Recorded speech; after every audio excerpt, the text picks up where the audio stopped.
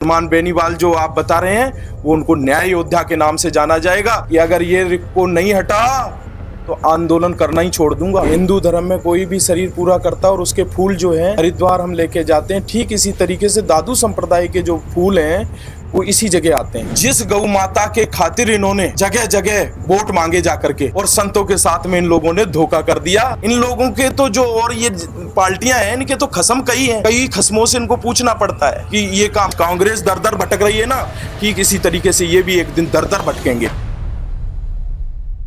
महाराज जी, बैराना धाम में अभी मोक्ष स्थल को लेकर, रिको को लेकर बहुत चर्चा में मुद्दा उठा हुआ है, तो इसके बारे में थोड़ा विस्तार से बताइए क्या मुद्दा है। सभी मीडिया बंधुओं को बहुत बहुत धन्यवाद कि आप लोग जो है इन महापुरुषों की तपोस्थली को बचाने के लिए आप जो है सब लोग निस्वार्थ भाव से कवरेज कर रहे हैं। इसके लिए बहुत बहुत आप लोगों को साधुवाद है इस बात के लिए। ये विषय महापुरुषों की तपोभूमि से जुड़ा हुआ विषय है, पर्यावरण से जुड़ा हुआ विषय है, जीव जंतुओं से जुड़ा हुआ विषय है। तीन ही मुद्दे हैं यहाँ। ये तीनों विषय हैं कि ये भूमि जो है संत दादू दयाल जी महाराज की तपोस्थली रही है और दादू संप्रदाय का ये हरिद्वार है। जैसे कि हिंदू धर्म में कोई भी शरीर पूरा करता है और उसके फूल जो हैं हरिद्वार हम लेके जाते हैं, ठीक इसी तरीके से दादू संप्रदाय के जो फूल हैं वो इसी जगह आते हैं। पहले तो यहाँ पर जो है संतों की बॉडियाँ आती थी। ऑल इंडिया में कहीं भी संत खत्म होते, शरीर पूरा करते, तो उनको से शरीर यहाँ ले आकर के और इन्हीं जंगल में, इसी जंगल में जहाँ ये राजस्थान सरकार आज रिको बनाने के लिए उतारू हो रही है, इसी भूमि पर उन महापुरुषों के मरे हुए शरीर जो जिन्होंने देह त्याग दी, प्राण जिनके शरीर से निकल चुके हैं, उनके शरीर यहाँ ले आकर के और इसी भूमि में से शरीर बिठा के जाते थे यहाँ पर आज के 15 साल पहले। और हमने खुद ने ये शरीर यहाँ पर रखे हैं, बहुत सारे शरीर रखे हैं। और फिर उनको जीव जंतु जो यहाँ जंगल में जो जानवर रहते थे वो भक्षण कर जाते थे, उससे पेट भरते थे वो जानवर। क्योंकि दादू जी महाराज का एक सिद्धांत था कि हरिबत साफल जीवना पर उपकार समाए, दादू मरना तहां भला जहां पशु पक्षी खाए। ऐसी जगह हमारे को प्राण त्यागने चाहिए जहां की जानवर रहते हों, जीव जंतु रहते हों। वहां रहने से, वहां प्राण त्यागने से क्या होगा, क्योंकि शरीर अपना ऐसी जगह त्यागेगी जिससे जीव जंतु जो है अपना पेट भर सके, अपना पेट भर सके। ऐसी जगह शरीर को छोड़ना चाहिए। ये दादू संप्रदाय की एक परंपरा रही है। क्योंकि दादू जी महाराज भी ऐसी जगह से आए, दादू दयाल जी महाराज ऐसी जगह से नरेना से जैसे चल करके यहाँ आकर के प्राण उन्होंने जो से शरीर अपने अंतर ध्यान हुए यहाँ पर। अब उनको अपन कहें कि वो मरे नहीं, अपन उनको ये कह सकते हैं कि वो, क्योंकि जो से शरीर महापुरुष गए हैं यहाँ से, उनको हम मृत कैसे कह सकते हैं। तो वो तो मृत्यु को तो प्राप्त हुए ही नहीं। और दादू जी महाराज का जो शरीर था वो तेज पुंज का था। दादू जी महाराज के 100 शिष्य इसी भूमि से शरीर अंतर ध्यान हुए हैं। फिर उसी परंपरा से जुड़ी हुई व्यवस्था ये चली कि यहाँ पर ऑल इंडिया से कोई भी साधु शरीर पूरा करता, उसको से शरीर यहाँ लेके आते और फिर जो है ना उसको इसी जंगल में बैठा करके एक मुद्रा में, ध्यान की मुद्रा में बैठा देते थे। फिर उनको जानवर जो है उनका भक्षण कर लेते थे, जिससे कि उनका पेट भर जाता था। जैसे कि दादू जी महाराज के विचार थे कि इस शरीर को अगर दफनाएंगे तो वो मिट्टी हो जाएगा, जलाएंगे तो राख हो जाएगा। तो दादू जी महाराज ने एक ऐसा मार्ग बताया सबको कि मरते मरते भी हमारे इस शरीर से परमार्थ होता रहे, परोपकार होता रहे। तो यहाँ से दादू जी महाराज ने ये एक संदेश दिया जनता को कि जीवन में तो परमार्थ होना ही चाहिए और मरते टाइम भी परमार्थ करते हुए चलें। ये भाव थे संत दादू दयाल जी महाराज के। और उसी भूमि पर आज ये राजस्थान सरकार जो है रिको आवंटित करना चाह रही है। ये कदापि नहीं हो सकता है, ये असंभव है। बिल्कुल दिमाग से काट दे राजस्थान सरकार। साधु संत यहाँ पर मर जाएंगे, बलिदान हो जाएंगे, क्योंकि ये हमारी परंपरा और हमारे महापुरुषों से ये व्यवस्था बनी हुई है। यहाँ सिर्फ और सिर्फ एक अभ्रहण क्षेत्र चल सकता है, अभ्रहण बनाए जिससे यहाँ राजस्थान सरकार को राजस्व मिलता रहेगा जिंदगी भर। अगर यहाँ अभ्रहण बना करके 2-5 शेर चीते वगैरह इस टाइप की, अगर क्योंकि ये परंपरा से जुड़ जाएगी व्यवस्था, अगर ऐसा कर देगी राजस्थान सरकार तो ये यहाँ की स्थान की परंपरा से व्यवस्था जुड़ जाएगी, क्योंकि पहले भी ऐसा ही था और फिर बाद में भी ये हमारी राजस्थान सरकार अगर इस तरीके की कर देती है तो उसको स्वीकार किया जाएगा। रिको को तो यहाँ पर कोई सोच, दूर दूर तक कोई सोच नहीं। इसके लिए साधु बलिदान होने के लिए तैयार हैं, दादू अनुयायी बलिदान होने के लिए तैयार हैं। अनेक संप्रदायों के साधुओं ने कहा कि ये संत भूमि से मामला जुड़ा हुआ है, इसलिए राजस्थान सरकार ने ये बहुत गलत किया और इसको कभी कोई स्वीकार नहीं करेगा। अगर इस तरीके का ये बार बार हम लोग विरोध प्रदर्शन कर रहे हैं, सोशल मीडिया के द्वारा उन तक बात पहुंचाई जा रही है और फिर भी अगर ये विचार नहीं कर रहे हैं तो इसका खामियाजा भी इनको बहुत बड़ा भुगतना पड़ेगा। इस मुद्दे पर कल हनुमान बेनीवाल जी ने महासभा रखी है, तो आपको मांग पूरी कराने के लिए आप क्या क्या करने वाले हो? एक हनुमान जी मत कहो, उनको क्या है कि न्याय योद्धा कहो। आज तक ऐसा कोई नेता नहीं हुआ, इनका जमीर मर गया नेताओं का, कि जिस गौ माता के खातिर इन्होंने जगह जगह वोट मांगे जाकर के, जिस गौ माता के खातिर जगह जगह वोट मांगे, गऊ को आगे करके इन्होंने वोट मांगे और संतों ने इसीलिए इनको समर्थन दिया और संतों के साथ में इन लोगों ने धोखा कर दिया। ऐसा धोखा किया कि इनको कदापि कोई माफ नहीं करेगा। आज ये 11-11 साल हो गई भारतीय जनता पार्टी को आए, कितने साल हो गई, मोदी जी को केंद्र में बैठे कितने साल हो गई, परंतु किसी बंदेज के मुंह से आज तक गौ माता का नाम उच्चारण नहीं हुआ संसद में। एक पहला प्रथम व्यक्ति जिनको हम कह सकते हैं हनुमान बेनीवाल जो आप बता रहे हैं, वो उनको न्याय योद्धा के नाम से जाना जाएगा, जिन्होंने संसद में गौ माता के लिए बात उठाई है वहां पर जाकर के। और आज वही बंदे, उन्हीं के पूरी टीम स्वयं ये बोल रहे हैं कि महाराज जी हम आपके साथ तन मन धन तीनों तरीके से खड़े रहें और आप अगर खड़े हैं तो हम आपके साथ में पीछे नहीं हटेंगे। साधुओं की हिम्मत बनाने के लिए हनुमान जी जैसा योद्धा, और मैं तो कह रहा हूं हनुमान जी महाराज स्वयं ही आ गए हैं न्याय करने के लिए, क्योंकि यहां अन्याय हो रहा था, उस अन्याय को रोकने के लिए बेनीवाल जी जैसे न्याय योद्धा यहां पर पधारे हैं और उनकी पूरी टीम इस आंदोलन में हमारे साथ दे रही है, हर तरीके से साथ दे रही है। और ये और कह रहे हैं कि अगर ये को नहीं हटा तो आंदोलन करना ही छोड़ दूंगा। इतनी बड़ी बात एक नेता के द्वारा बोलना, और ऐसे न्याय योद्धा जिन्होंने अनेक लोगों को न्याय दिलाया, अनेक लोगों को जिनकी हम गिनती नहीं कर सकते, हम अगर गिनते उनको रिकॉर्ड अगर खंगालें तो हम गिनती नहीं कर सकते, इतने न्याय दिलाए उन्होंने।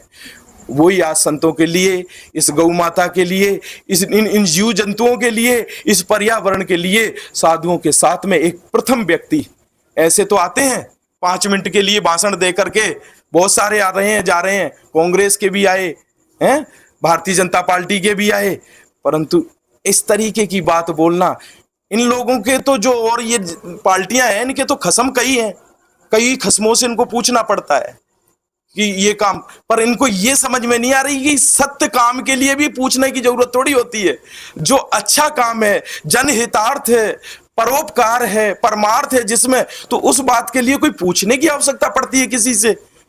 हमारे डिप्टी सीएम प्रेमचंद बैरवा जी के मुंह से ये नहीं निकली कि महाराज जी हम आपके साथ में, जिन लोगों के लिए मैंने इसी जगह बैठ करके जनता जनार्दन से याचना की उन लोगों को कि भाई इनको वोट देना है आपकी बार, वही लोग जो हैं आज साधुओं की बात सुनने पर इग्नोर कर रहे हैं। साधुओं को कोई साधु है ही नहीं, जैसे ऐसे कि कोई वहां धरना ही नहीं चल रहा है, इस तरीके की बातें। अरे डूब मरो, जिन लोगों के लिए तुम लोगों को खड़ा किया कि भाई इनको वोट दो, यहाँ मीटिंगें करवाई, यहाँ इनको भोजन करवाए, खुद आए हैं 5-5 घंटे यहाँ बैठे रहे हैं, 250-250 बीजेपी के कार्यकर्ताओं को यहाँ भोजन करवाया जा रहा है, यहाँ हम व्यवस्थाएं दे रहे हैं लोगों को। सो हम कह रहे हैं कि इनको अब की बार जिताना है अपने को, ये हमारी सनातन की सरकार है, गौ माता के लिए करेंगे ये कुछ ना कुछ, ये जीव जंतुओं के लिए कुछ करेंगे। पर इन्होंने जिसे मैं हार समझा था गला अपना सजाने को, वे सांप बन बैठे कलेजा काट खाने को। ऐसे ये नुगरे निकल गए, इनका जमीर मर गया। इनकी आत्मा मर गई, इनके जीव जंतुओं का इनको श्राप लगेगा। इनको जो जो इनको अभी माया का मद छाया हुआ है, सत्ता का मद छाया हुआ है, एक दिन ऐसा आएगा कि ये लोग जो है ना, जैसे आज कांग्रेस दर दर भटक रही है ना, ठीक इसी तरीके से ये भी एक दिन दर दर भटकेंगे। तो बेनीवाल जी के इस मुद्दे से जुड़ने के बाद क्या क्या बदलाव दिए आपके जो मांग है उसमें? बेनीवाल जी, अभी तो मांग तो हमारी तो यही है कि रिक को हटना चाहिए, और कोई मांग ही नहीं हमारी। तो हमको भूमि चाहिए नहीं, जमीन नहीं चाहिए, हमको 1 इंच जमीन नहीं चाहिए। हम कह रहे हैं कि राजस्थान सरकार की जमीन है, आराम से राजस्थान की रहेगी, सरकार की रहेगी, हम भी सरकार के ही हैं। कोई सीट पर बैठने से या पद मिल जाने से कोई सरकार का थोड़ी हो जाता है। सोच पर निर्भर करता है कि हम किसके हैं, ये तो विचारों पर निर्भर करता है। तो हम भी तो सनातनी हैं, और साधु संतों ने ही तो सरकार बनाई है, संतों के आशीर्वाद से ही तो सरकार बनी है। तो हम तो अच्छा काम कर रहे हैं ना, परोपकार कर रहे हैं। मानते तो ठीक है, नहीं मानोगे तो हम जो है ना दूसरा तरीका अपनाएंगे फिर मनवाने के लिए, और वही हम कर रहे हैं और करेंगे, आगे भी करते रहेंगे इसी तरीके का। तो अगर सरकार नहीं मानी इस चीज के लिए तो आगे आपके क्या विचार है? आगे का सब लोग विचार करेंगे इस पर। विचार तो यही कर रखा है कि विधानसभा को घेरा जाए और कूच किया जाए यहाँ से। इंतजार करेंगे कुछ घंटों के लिए कल, और फिर उसके बाद में अगर कोई आता है तो ठीक है बात करने के लिए। नहीं, जयपुर घेराव का विचार पूरा कर रखा है। फिर भी नहीं मानेंगे, फिर और कुछ देखूंगा, पर रुकने वाली नहीं है। ये जनता जग गई है इस अभ्रहण के लिए, इन जीव जंतुओं के लिए, इस पर्यावरण को बचाने के लिए। अब जनता खामोश नहीं बैठेगी। अब तो जो है ना आर पार की लड़ाई है ये। और हम लोग साधु लोग हैं, हमारे कौन से परिवार हैं? आप जनता जनार्दन ही हमारा परिवार है, हमारे जीव जंतु ही परिवार हैं, हमारा ये पर्यावरण ही परिवार है। हम कोई हमारा कोई निजी स्वार्थ नहीं है, हमको 1 इंच जमीन नहीं चाहिए, हमारा व्यक्तिगत कोई इसमें मैटर नहीं है। और अगर किसी प्रकार का हो तो हमको बताओ। कोई आज तक हमने कोई ऐसा नहीं, हमारे तो यहाँ से सब जीमते हैं, सारे सब हिंदू मुसलमान सब आते हैं, सब जीवन भोजन करते हैं, भंडारे चलते रहते, सबको जिमाते हैं, सभी परिवार है, सभी हमारे हैं। आतमबाई जी सब, क्योंकि हमारे दादू जी महाराज के विचार ही ऐसे थे, उसी पद्धति पर हम चल रहे हैं, उन्हीं के शब्दों का अनुसरण कर रहे हैं, उन्हीं के जो वचन हैं उन पर चलने का प्रयत्न करते हैं हम। दादू जी महाराज कह रहे हैं आतम भाई जीव सब एक पेट परिवार, दादू मूल विचारिए तो दूजा कौन गंवार। दादू जी महाराज के ये विचार थे कि सभी आत्माएं, सभी जीव हमारे हैं, जिसमें परमात्मा का निवास होता है वो आत्मा हमारी है। और उनको किसी प्रकार का कष्ट होगा तो उस कष्ट को बिल्कुल स्वीकार नहीं किया जाएगा, उसके लिए चाहे अपने प्राण दे दो। इन जीव जंतुओं का घर उजाड़ोगे तो दादू जी महाराज कह रहे हैं कि तुम्हारे भी घर उजड़ेंगे, निश्चित है। जाको मारन जाइए सोई फिर मारे, जाको तारण जाइए सोई फिर तारे। हैं कुछ सामाजिक तत्व ऐसे हैं कि जिनकी प्रॉपर्टियां हैं, वो ये चाह रहे हैं कि रुको आवे, क्योंकि उसकी भूमि के भाव बढ़ेंगे। हैं उनको ये पता नहीं कि ये इनको बेघर करके तुम यहाँ भाव बढ़वाना चाहते हो। माया तो कुत्ते भी नहीं खाते हैं, माया को कुत्ते भी नहीं खाते हैं। ये कुत्तों से भी ज्यादा बेहतर हो रहे हैं ये हमारे दोगले, जिनका स्टैंड नहीं, कभी क्या बोल देते हैं, कभी क्या बोलते हैं। ऐसे दोगले लोगों से भी सावधान होने की आवश्यकता है। 2-5 हैं ये, 2-5 ही हैं पूरे, इस पूरी टीम में 2-5 ही हैं बस। बाकी यहाँ सब 95% अगर आज की तारीख में वोटिंग करवा दी जाए, 95% लोगों का यही कहना है कि जो है रिक को यहां से जाना चाहिए। तो ऐसे हरामी लोग यहाँ पर भी कुछ असामाजिक तत्व हैं। पर मैं फिर पुनः कहना चाहूंगा कि ये महाआंदोलन है, इसमें किसी का निजी स्वार्थ नहीं है, व्यक्ति विशेष को इसमें किसी को फायदा नहीं मिलेगा। इसका फायदा यहाँ की पूरी जनता जनार्दन को होगा, यहाँ के जीव जंतुओं को होगा, यहाँ के पर्यावरण को होगा। इसलिए सब इस मुहिम में अधिक से अधिक संख्या में पहुंच करके और इस आंदोलन को सफल बनाएं, और राजस्थान सरकार को पता लगे कि धर्म के खिलाफ में किसी के जाने में, जीव जंतुओं को सताने में, पर्यावरण को नष्ट करने में कितना अपने को नुकसान होगा, इस बात को इन लोगों को बताना है। और बताएंगे कैसे कि हम एक हुजूम दिखाते हैं। पहले आजकल सरकार जो है ना खोपड़ियां गिनती, कितनी खोपड़ियां आई हैं, उसी हिसाब से कितनी खोपड़ी होंगी गिनते गिनते इनके कैमरे, इनके जो यहाँ गुप्तचर घूम रहे हैं उनको पता लगना चाहिए कि ये फौज पूरी दादू जी महाराज और पर्यावरण के और जीव जंतुओं के लिए अब जग चुकी है और कदापि तुम्हारे इस अनर्थ को यहाँ पर स्वीकार नहीं किया जाएगा। तो एक बार सभी बोलें क्या? रिक्को भगाओ, रिक्को भगाओ, दादू राम 17।